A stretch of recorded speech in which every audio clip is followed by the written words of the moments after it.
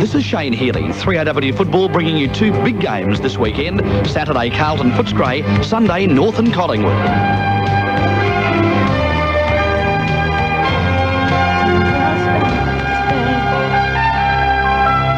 It's 10 degrees in Melbourne, 9 o'clock. Good evening, I'm Ron Berg.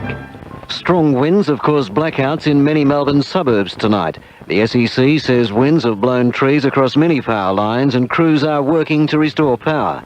State Emergency Service crews are also being kept busy with calls to repair damaged roofs and clear fallen trees. Weather forecaster Ian Russell says the wind strength should weaken soon.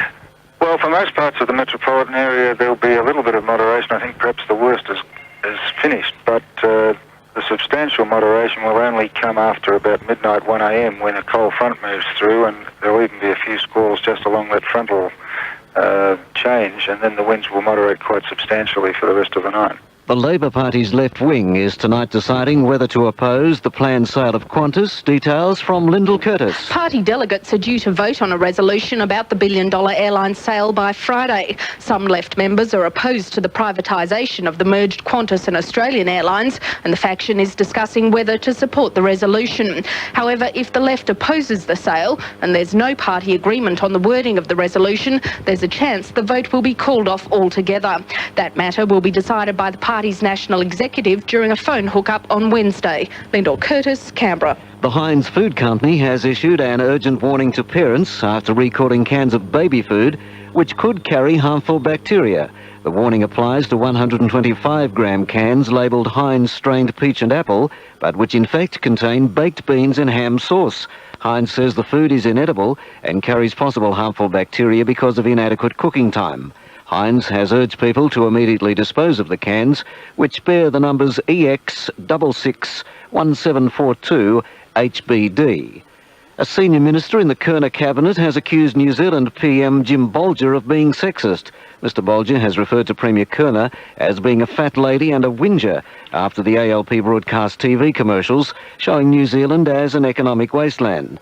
Mrs Kerner has called on Mr Bolger to apologise to all women for the remarks, while her Minister for Consumer Affairs, Theo Theophanous, has slammed the comments as offensive and chauvinistic. Look, it's not a matter to comment upon. I mean, the point is that he would never have made the comment if it wasn't a woman. That's the point. And he's not exactly trim, taut and terrific himself. The federal government and the ACTU are expected to agree on a flat wage increase of $8 to $10 a week when they meet in Canberra tomorrow, but the ACTU is likely to resist the government's preference for delaying the increase until next year. Police Minister Mel Sandon says he's concerned at reports of an apparent increase in major crime by Vietnamese gangs. A report in the Age newspaper quotes an internal police report as saying drug-related murders, armed robberies and aggravated burglaries by the gangs is on the rise, in contrast with a general fall in other areas of major crime. Mr Sandon says he hasn't seen the report but will be raising the issue with Police Commissioner Cal Blair. There seems to be a particular area that they're focusing in on. They're relating it to the economy and the economic situation, and certainly I'm concerned about that. In world news, UN experts have set off on a second day of searches for Iraq's arms secrets after US officials have warned that the United States will deal swiftly with any stalling by Baghdad. The UN Human Rights Commission has agreed to conduct an emergency review of alleged executions at detention camps run by Bosnian Serbs, and a giant rock slide has hit 3 German climbers in the French Alps, burying one of them under tons of rock and badly injuring another. Sport and Carlton's expensive recruit Greg Williams has been cleared of the 2 charges against him at the AFL tribunal tonight. Williams, making his 13th appearance before the tribunal, has been found not guilty of striking and charging St Kilda ruckman Lazar Vidovic in an incident during the first quarter at Waverley Park yesterday. St Kilda's Nicky Winmar was also cleared of a charging charge arising from the same match. Australian Olympic athletes will be welcomed home with a parade through Melbourne and other state capitals. Flag-waving fans are expected to turn out to cheer the athletes at the parades in each city. Our athletes performed above expectations, winning a total of 27 medals in the best Olympic performance since Melbourne in 1956. The Melbourne motorcade will be on August the 26th. News time is 9:05.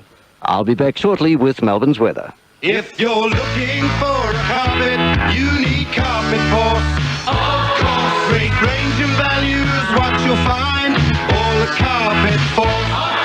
Like a chance to win a house full of carpet from Carpet Force?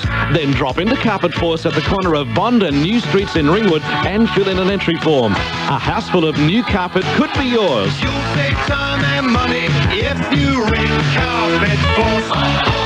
Stay tuned to 3AW Football for your chance to share in $50,000 worth of prizes. Every week we give away a superb meal at the Melbourne Oyster Bar, $100 cash, CUB clothing and a Makita power tool. At the end of the season, we'll give away $1,000 cash and 2 reserved seats to the grand final, including pre-match lunch, then travelling by helicopter for a weekend holiday. $50,000 worth of prizes drawn weekly and at season's end, with thanks to 100 Piper Scotch Whisky, Makita, BBC Hardware, Fisherman's Friend, Aquila Shoes, Carlton and United Breweries, Castaway Island Resort Fiji, Air Pacific, the Melbourne Oyster Bar, and 1278 3AW. Talking football. If you're looking for carpet, you need Carpet Force. See page 441 in the yellow pages. You'll save time and money if you ring Carpet Force. Now Melbourne's weather. Cloudy periods with 1 or 2 showers, but mainly fine. A fresh to strong northwest to west wind. An overnight low of 6 and a top of 15 degrees tomorrow. The outlook for Wednesday, windy with showers, about 15. And Thursday and Friday also windy with a few showers, tops of about 14 on both days. On the bays, northwest wind averaging 20 to 30 knots. Waves averaging 1 to 2 metres. And a strong wind warning is current.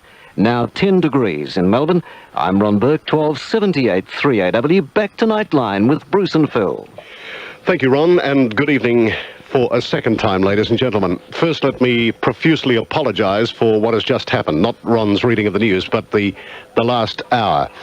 As you know, Melbourne has been buffeted by very strong winds, which affected the Heidelberg area to the extent where not only have there been power blackouts throughout the area, but our transmitter had been hit by flying debris. The transmitter is not down or broken or smashed, but it appears that there could have been some branch of a tree or flying debris that permeated the air and hit the transmitter, thus knocking out several of the isotopes and valves on the transmitter. Peter Iliff, our chief engineer, who lives in Albury-Wodonga, drove to Heidelberg. He lives there because it's nice and close. Drove to Heidelberg as quick as he could and rectified the situation. And at approximately 2 minutes past 9, he rang me through and said we are back on air.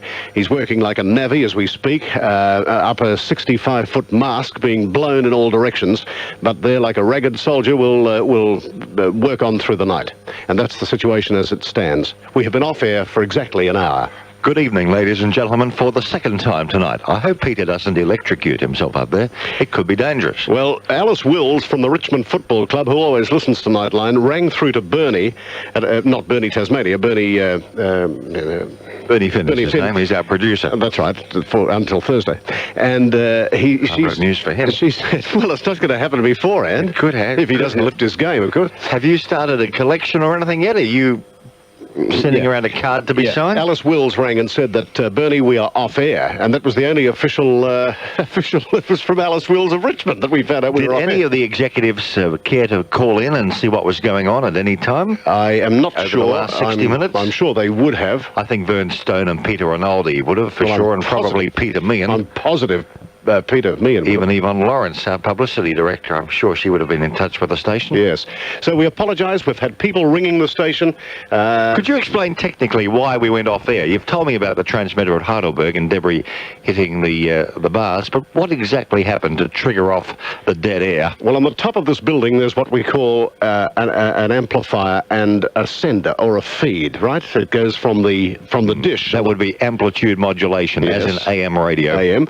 So it's from the dish across the town to the transmitter. To the stick. And the transmitter then transmits what you hear on radio out to the neighbouring populace. Well, why did we keep hearing back what we were doing when no one else was? Yeah, that was coming back from the transmitter back to the station.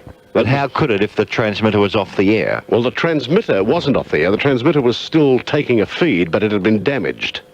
And therefore it couldn't transmit. But Peter Iliff, better watch out. You could replace him. No, but the link... You're very technical. Yeah, but the link we have on the roof was coming back to us.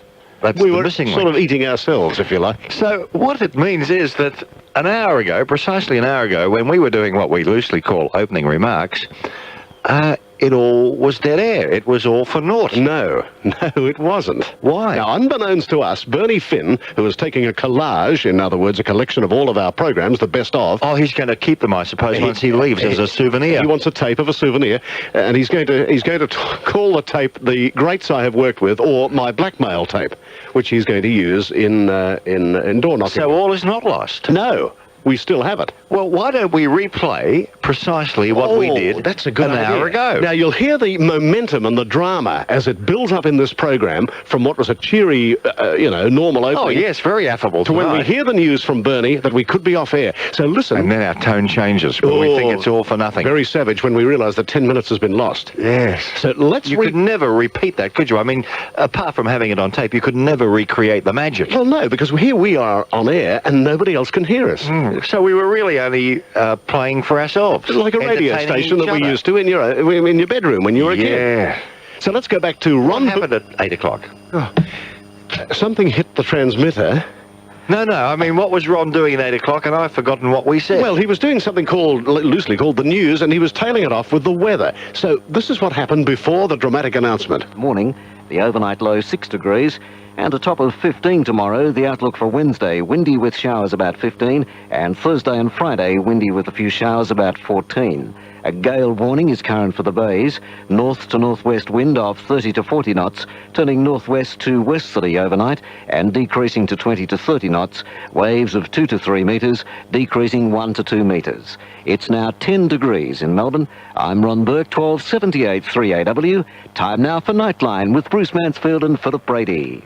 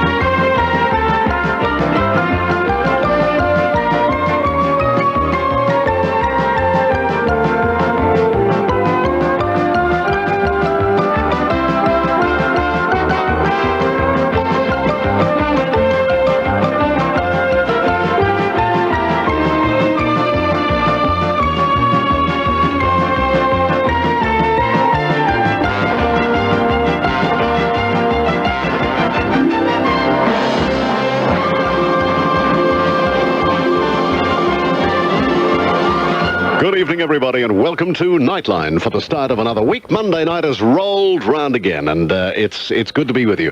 A totally different show to Remember When, in which we focus a little on the old times and chat about the memories. But tonight, it's your turn to talk. We don't have the Olympics to interrupt us, although it's been a terrific couple of weeks, hasn't it, Phil? Good evening, buddy. How are you? Good to see you. Good evening, buttocks. Hi, folks. How are you? Good to see you. Yes, the most thrilling 16 days for me. You know how involved I am with the Olympics. I heard Shane Healy coming in today, and he quoted something like it was the biggest Olympic Games ever.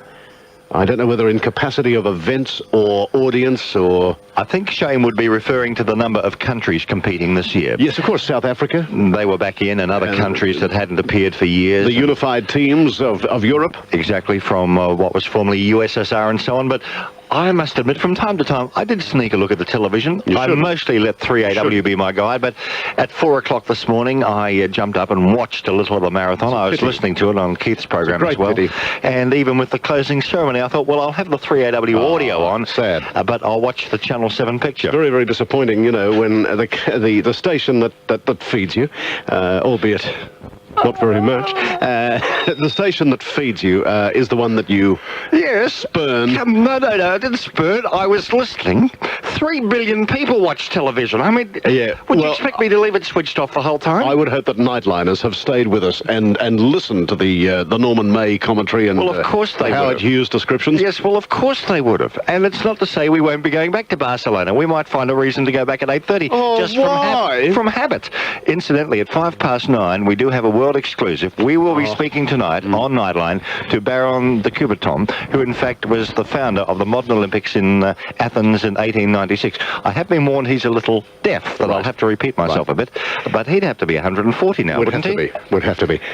Just a warning, coming in on the freeway tonight, just past the Kew hospital there. Why would you come in that way from Nunawading? Well, I wanted to go the quick way. I thought Dandenong Road would be a better bet for you to go down Springvale Road and come along Princess Highway. I must have taken a wrong turn, so I went up Dandenong Road to Springvale Road and went back home. Bernie's not listening. He hasn't laughed once yet. Yes, he has. It's just under bubbling. I drove up the Southeast Freeway near the Kew homes there. Oh, that's the Eastern Freeway, yes, and down behind Willsmere. I did the wrong thing. I just had 2 fingers on the steering wheel. You know how you do? You just guide it along. You don't have your hands clasped around the wheel. What was your other hand doing at the time? It was leaning on the wheel. So, in other words, I didn't have yes, it was up in the air with the middle finger pointed. No. Be careful. Remember what happened to Jane Mansfield. She was decapitated. And so was that woman dancer. What was her name with her scarf? Pia's daughter? No. Isadora Duncan. Yes, she was. Yep. So be very careful when you're in your sports car that you don't get your scarf tied up in one of your wheels. So what I'm saying... Goodbye, Bruce. It's trying to be a long scarf. So I just had my 2 fingers balancing on the wheel, which is sometimes you'll want, isn't it? Treacherous in these windy conditions. Absolutely deadly. Oh. A gust of wind went right under my differential and slewed the car, and I really felt my life pass before me. Your number had come up. I really did. And I could have been flying solo tonight. And the wheels rocked, the car slewed around on the freeway, and I thought, it did. Did your whole life flash before you? It did. What highlights in your life flashed before you? Oh, the Dragonfly OB. What are some of the others? The night we had dinner with Vernstone and Peter Rinaldi at the Melbourne Oyster Bar. All of that. The De Bortoli Vineyard, when that fellow in the gabardine overcoat did a rude gesture to us. I suppose when you used to appear as a cowboy in the Western Star spot with Uncle Norman. Exactly. The Big Bad Bruce days with Superman. Anyway, I'm just saying... The interview with Douglas Gamley on Remember When. Oh, jeez. No, keep your hands well and truly around the wheel in windy conditions like this. Yes, keep your hands to yourself. Especially over the Westgate Bridge, which would That's what Jill's been telling you for years. Keep your hands to yourself. Which would be treacherous. I mean, that elm tree out on Bank Street at the moment is almost bent over double. Yes, well, I will go this far, and I will quote from Macbeth, if I may, to say, as far as the winter goes, so foul and fair a day I have not seen. I think this has been the most bitter day we've had this year. Don't you agree? The high gusty winds, the wind chill factor. Yes, it has. The sleet and the rain. That's right. And the gusty winds. Very treacherous on the road, so do take care. I've just had a word that we'll keep talking, but there is a very good chance that we could be off air. So if you can hear us, that's terrific. Don't say all this material's been wasted. Well, I don't know. I can't believe it. I could never recapture the moment, except it is on tape, so we could, if we had to, if we are off air, we'll replay this tomorrow night for opening remarks. Gee, any opportunity to get a tape on and a 5-minute break. But it will be up to Bernie to ascertain exactly at what moment we went off there and when we came back. Bernie's on the phone now to Olga Venables, trying to check for the big next Thursday. Have a look there to see if the phone... No, you see, the phone would be running hot if we were off the air. People would be calling up. If you can hear us, ring 696-1278, will you? And also, if you can't hear us, would you also ring 696-1278 to tell us we're off the air? If you can't hear us, how could you ring? Why would you ring the number? No, you see, power lines might be down, but there will be people listening to us on their car radios and also with battery-operated radios. Now, you see, there's not a line. There is not a line that's ringing. So I would say that there's a very good chance of us being off air. Oh, well, we'll just have a little chat among ourselves. We don't need to do opening remarks now. It's a while since Tony Bell's invited us to lunch, isn't it? I haven't had a phone call from Steve Price in, it must be 6 weeks. Well, he rang me during the Olympic Games and he says, we'll go out to lunch. And I said, well, leave it at the moment. We've got we are off air, are we?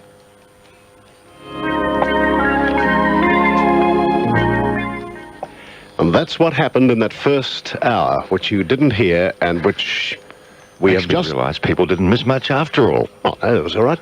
But so that was it. We're definitely off air. Yes. And thank you all very much for ringing through and saying you still kept listening to the static and the odd burst of 2SM that flung itself down the line. Are you inclined to do that when you listen to a station and it goes off air, or do you go elsewhere on the dial? No, I stay around. I love to find out what happened. I love, getting back onto the frequency and you hear the power surge. You've got a fair idea where 1278 is. It's very rare for radio stations to go off air these days because of the state-of-the-art equipment. Our program manager, Steve Price, just put a call through and said, congratulations on the first hour. I've never heard the station sounding better. Gee, it'll be good for the ratings too, won't it? It's a real smack in the face, Steve. You realise when men are down and hurt and buckled over in pain, you can come up and give them a swift kick with your budgie boots or whatever they call them. My only concern is I wonder if Baron de Coubertin is still waiting for our call in Barcelona. We had promised to call him after the 9 o'clock news. Now, thank you to everyone who are ringing in now saying we are on air. Thank you so much. We appreciate it. And we know now we are back on air. I should have brought a little tranny in from Tandy Electronics or something, and if I'd had it on the desk, I would have known we were off the air. I would have just heard static. But you couldn't because it would feed back.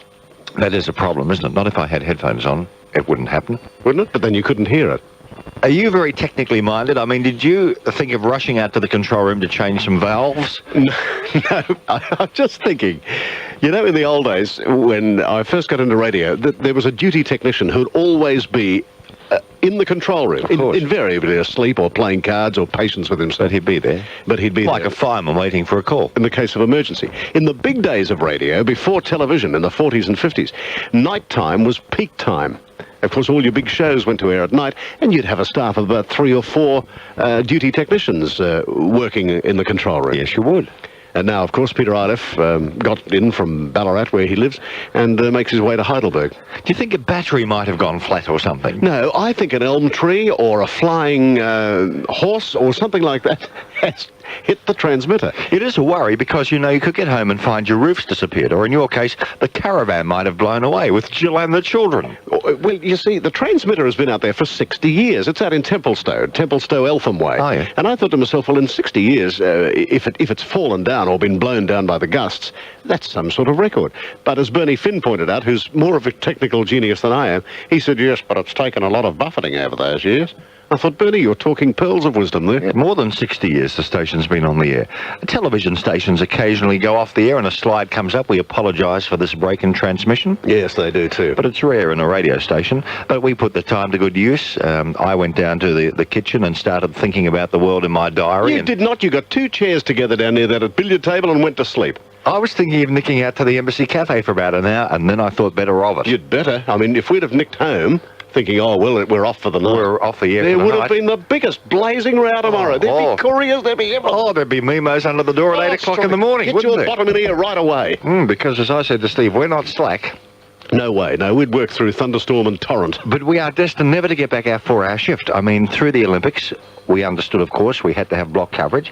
And we were saying last night, as from Monday night, back with you for 4 hours. We've got less than 3 hours to play with now. Well, interestingly enough, the Herald Sun is on its way down here for pictures. They're here right now to take photos for tomorrow's edition, hopefully, with a story. Because it is, I would say, in 3AW's history, would never have been off the air for as long as we have tonight. That's interesting. When we read Tomorrow Morning Sun, or when we phone the duty night editor at 5 to 11 and ask him, what are the headlines in tomorrow's Herald Sun? He'll say, Bruce and Phil gagged. Of course. Do you think it'll make front page? Oh, yes, it's a great front page. I'm glad I had that gap fixed between my teeth. I must have known something. I'm glad I had my hair blown, too, before I came. Well, you'd never guess. Well, look at the city skyline. Us More sitting like here. blown away.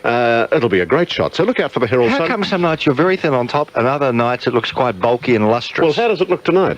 Well, it looks like you've got a little Ralph Broom piece in the front, like you've stuck something on at the front of the forehead. Because it's a different colour to the rest of your hair. Anyway, I'm intrigued. I want to play. It's been knitted. You've been to Ashley and Martin's No, I today. haven't. You have. You're wearing a rug tonight. Now, what we want to do is play the best of. At which time do you think we should do that, Bernie? Let us know, will you? After the panel, who are making their way in right now for adjudicating of judges, etc. Alan Stockdale is fronting up as usual. Hello, Alan, and he is with Democrat Cheryl Curnow. Ladies and gentlemen, meet comedian Terry Thomas, accompanied by Ringo Starr. Sir Ron Briley is escorting Lorraine Desmond. Also on tonight's panel is Matt Munro and Richard Pryor. With them, Ken Sheldon with Jessica Tandy. Folks, say hello to Rowan and Martin and Bette Midler. Lindsay Thompson is escorting Geraldine Doog. And finally tonight, I'd like to introduce Woody Allen and Mary Martin. Sir John Rossiter is escorting Dame Patty Menzies. Ladies and gentlemen, be seated.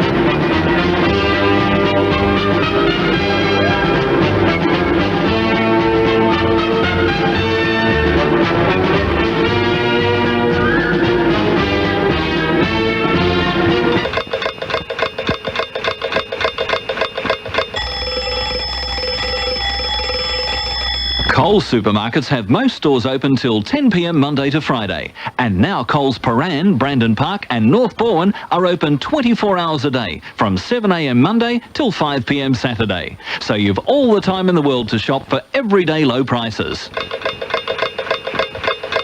Switch to Coles supermarkets and cut the cost of shopping after dark.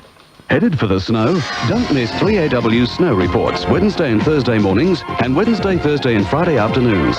We'll bring you up-to-date snow reports for all the popular destinations, plus additional information to help you get the most out of your skiing. The snow report in the breakfast program Wednesday and Thursday mornings and in the drive program Wednesday, Thursday and Friday afternoons for Telecom MobileNet and 1278 3AW. Nutritionist, and Dan Presser of Sunraysia Natural Beverages. Dan, tell me about Sunraysia's iced oolong tea in cans. Sunraysia's oolong tea is a new tea drink for consumers who seek a truly natural diet. What kind of tea is it? There are basically three kinds of tea, Louise. Black, which is fully fermented, green, which is unfermented, and oolong, which is semi-fermented. Tell me about the sugar content of Sunraysia's oolong tea. Sunraysia's oolong tea has no sugar content at all, Louise.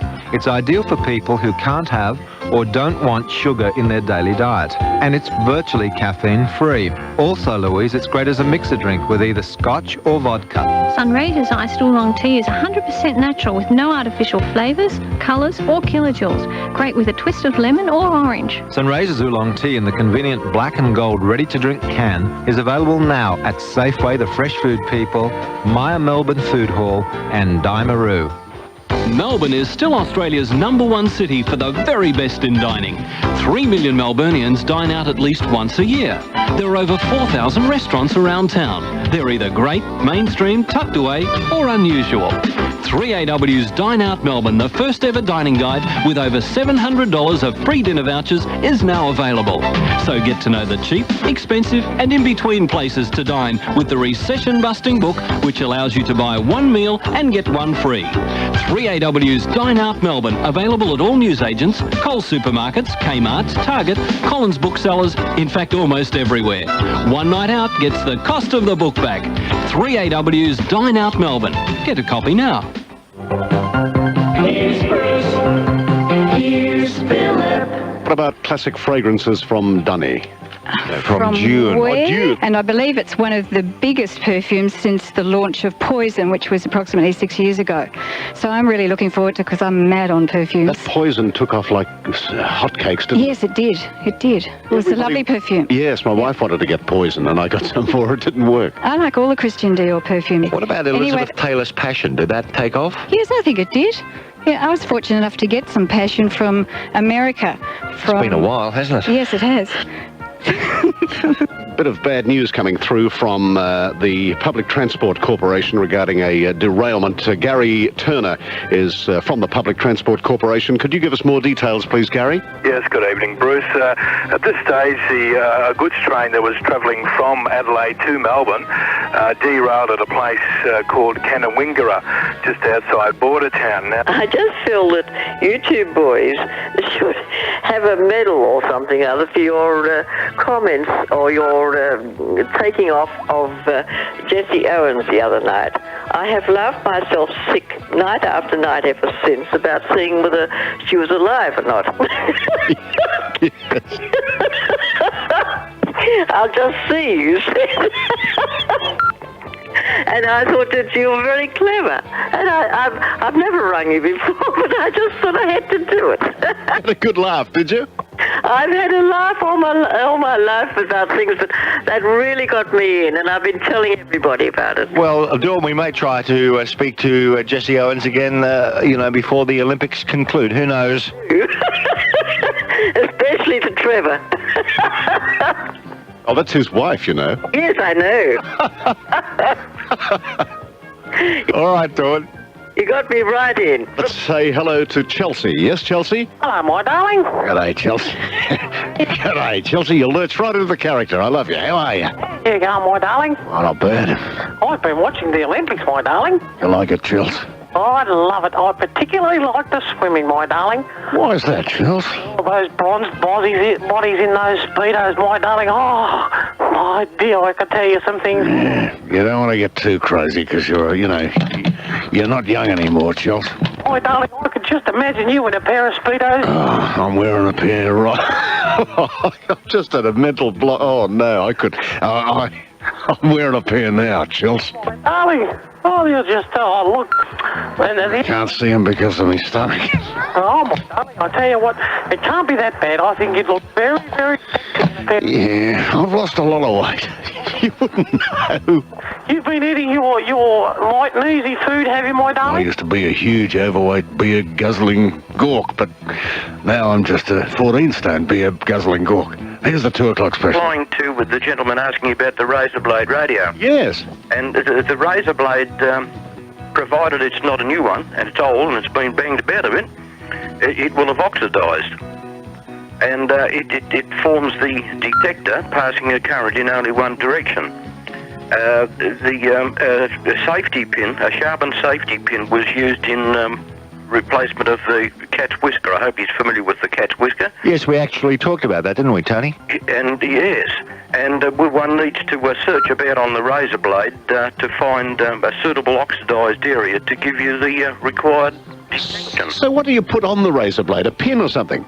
Well, the safety pin was one of the elements. And does that act as an aerial? No, it's a detector. It simply rectifies the amplitude modulated signal that your condenser and coilers. That's fascinating. So I could take an old razor blade down to the Yarra Bend and with a pin I could get Neil Mitchell. Yeah, you could. Yes, Bruce and Phil, I just want to say I find your show both funny and informative. Also, I'm sure I speak for thousands of listeners out here, congratulating all the staff on 3AW for your excellent coverage of the games. It must be a massive job to bring it back home, and job well done, fellas. I find 3AW just super. Both of you, I think, referred last Monday night to the suburb of Laylaw.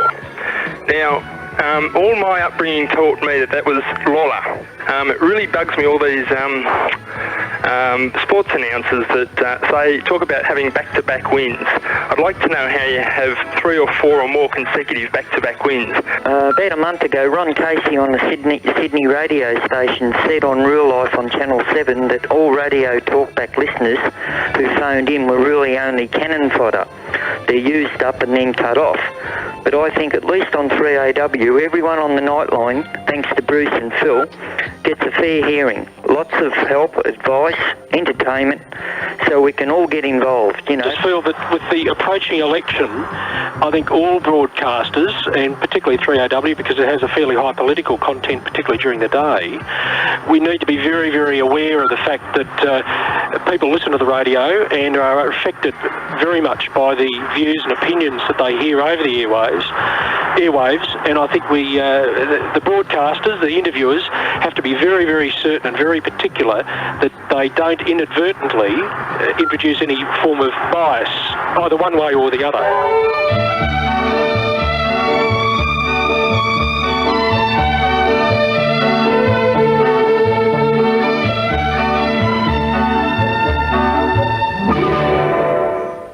If you have trouble sleeping, ask your chemist about Isocones, the new way to a better night's sleep. Isocones is a soft rubber button worn on each wrist and uses acupressure to give you the good sleep you need without the side effects of sleeping tablets. Try Isocones and you can find the refreshing sleep you need. Isocones are easy to use, drug-free, and can quickly deliver good sleep. Isocones are available from all Amcal and other good chemists.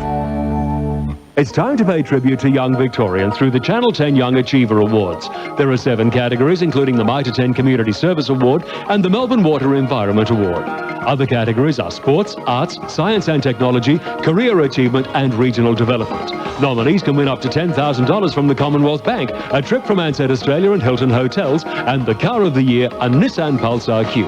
For more details, phone 8780 or check the Herald Sun, proudly supported by 3AW. It's one of the most beautiful places on earth, so it's not surprising that tourism is Victoria's largest employer and our leading growth industry. But if every new jumbo load of international visitors creates another 20 jobs, why is Victoria's tourism intake still a fraction of what it could be?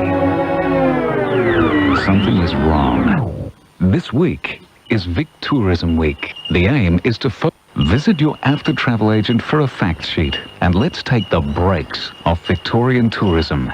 Vic Tourism Week is an Australian Tourism Industry Association initiative, proudly supported by 1278 3AW. It's 24 minutes to 10, and earlier tonight we had a power blackout, and our transmitter has been affected because of the high winds. I hope you're not sitting at home there in the dark with just a candle or a kerosene heater. You're talking to Jill now in the caravan? Well, Greenvale and Tullamarine are all totally blacked out apparently, not even including some of the other areas. I suppose Luke would be a bit nervous too. He'd be hearing a lot of banging and scraping. Well, there's a lot of banging down there at Mordy. Oh, yes. That photographer who came in from the Herald Sun, and his name, see if you were really paying attention, or if you were looking at your hair in the glass. What was his name? Rob Baird. Absolutely. Good, right, fine. And Bing Tish Boom. What would he be doing now? Rushing back to the Herald Sun, going into the dark room and developing that picture? Yes, and that would be for the early rushes, and by midnight by 11 o'clock they'd have had a layout, and they'd have changed the front page, I think, by now. But I don't think you couldn't have a front page with a photo of us and underneath it says storm damage. Oh, that yes, wouldn't make sense. Yeah, because it's normally it's a tree down at Emerald or... But it's a picture of us. But that doesn't matter, that's a new angle to the storm. A radio station off air for the longest time in its history.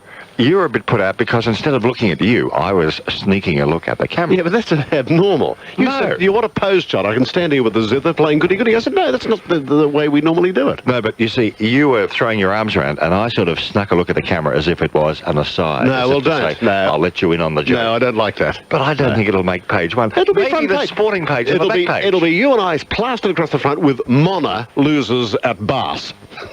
Today's front page was Kieran, the gold medal swimmer, carrying the Australian flag at the closing of the Barcelona Olympics. Yeah. Do you think we're likely to replace him tomorrow morning? Well, of course we will. I think people are all Barcelona'd out. Well, no, I think we'll be lucky if we make the classifieds. Oh, no. Well, we might get to page 2 or 3. Or 4 or 5. Stephen, good morning to you. Good evening to you. First call on Nightline, Steve, because of the inclement weather. Yes, indeed. How are you, gentlemen? Good, Stephen. Fine, yourself? Nice to hear you again. I thought I'd just convey to you that I knew precisely when it was that you went off the air, because possibly one of your youngest listeners, my 5-year-old son, came up rather teary-eyed to announce that the radio's gone all fuzzy and they've gone away. And what time was that, Stephen? Well, about an hour and a bit ago now, wasn't it? Yes, I think during the weather. How old is he, Stephen? He's 5. And he sort of missed us, did he? He missed you terribly, and I must say I'm just having a bit of a go at you here, because I think you do a great service to a lot of parents, particularly ourselves. If at about 7:30 every night you could tell them to time to toddle off and go to bed and go to sleep. That's lovely. But he's a great fan of yours. He's not listening now, is he? Yes, indeed he is. What's his name? His name's Byron, and he's 5, and it's well and truly past his bedtime. But he'd be one of our youngest listeners ever. I would think so. He certainly had the opportunity with his portable battery radio to scan through the various channels and decide which one he wanted to listen to, and he said he won't have a bar of the FM or any other radio, and he listens to you regularly, and particularly remember when he's very, very keen on that. Isn't that unusual? Bernie Finn just put through a juvenile delinquent in the making. Thank you very much, Bernie. I don't agree with that. What about all his school friends, Stephen? How do they feel about us? Yeah. Yeah, well, I don't know about that, but... Well, good evening to Byron, and thank you very much for listening to us, young fella. Well, I'm sure you'll appreciate that, and now that he knows you're safe and well and that the mast didn't fall through the radio station he was concerned about... Oh, that's lovely. You might well go back to sleep. Good on you. I think he should. Thanks a lot, Stephen, and our best to Byron. Thanks very much. Thank you very much for the call. Nice call. Dee, it's your turn. Hello, Dee. Hello. Yes. It's Deanna. You know me. Yes, Deanna. Connie. Like Connie, yeah. For the last hour, not the last hour, but I was speaking to my girlfriend up in Olinda. Yes.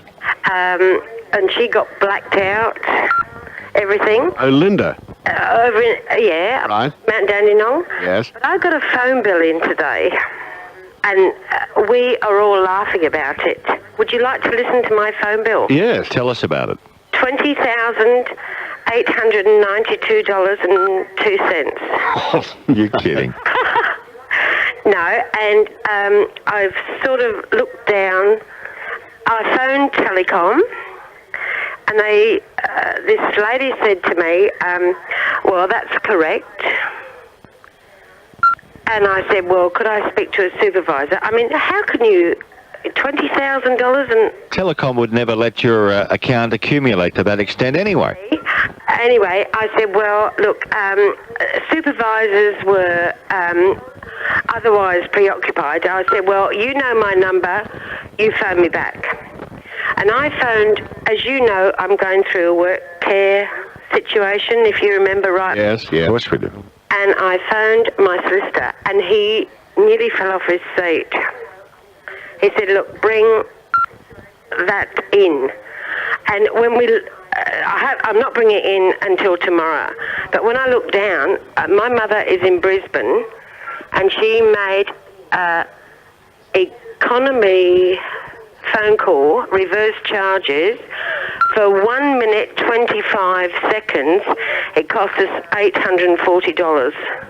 Yeah, I think that should have been $8.40, don't you? No, but it's $840. Oh, they'll correct that. They can check back their meter. That's amazing. But I'm hearing a lot of those complaints, Phil, where people are up for $250,000 for ringing their butcher or something. Connie doesn't know that phoning us tonight's going to cost her another $10,000. Exactly. Hello. On 3AW, you're with Bruce Mansfield and Philip Brady on Nightline.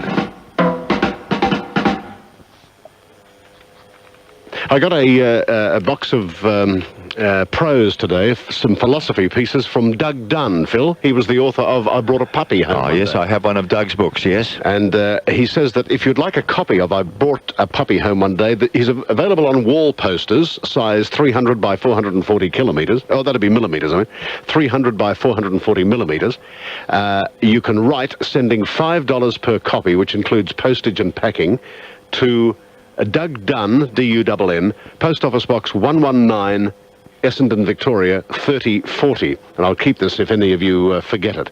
But if you'd like a copy of I Brought a Puppy Home One Day on a big wall poster, it's quite attractive, we've got one in the office, write to Doug Dunn, Post Office Box 119, Essendon, Victoria, 3040.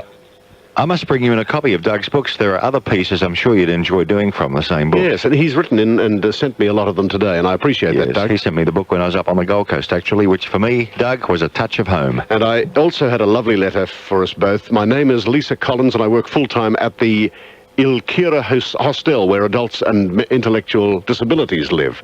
One of the residents, Peter Cornwall, idolises you, and he is forever quoting you, talking about you and writing stories about you. Enclosed is the story that Peter wrote whilst at work. And I just thought I'd love to, just for Peter's sake, read out what he wrote for me. Yes, why don't you do it now? Yesterday I went to Sandy Beach concert with Nana, and I had cakes and hot wine. Some girls were dancing and the man was playing the bagpipes. Last night Bruce Mansfield and Philip Brady were talking to Bobby Lim and Dawn Lake. Bruce Mansfield and Philip Brady were talking about the Olympic Games on 3AW. From Philip. I think that's lovely, and I'll keep that with a lot of love. And we might send out a photo to Peter Cornwall of the Ilkira Hostel. Yes, I keep all the mail that comes in through the years and look through it from time to time. It's quite interesting. It's quite a historical chronicle to look back over letters we received a year ago and even 18 months ago. Yes. They're all filed away. None are flung. No, well, that's good. That's important. I'd like you all to remember that. Phil is very, very meticulous when it comes to writing and keeping a record. And it's just nice to refer back to these letters from time to time. This is Nightline, and it's Court 2. Introducing Louise Nicholson, nutritionist, and Dan Presser of Sunraysia Natural Beverages. Dan, tell me about Sunraysia's iced oolong tea in cans.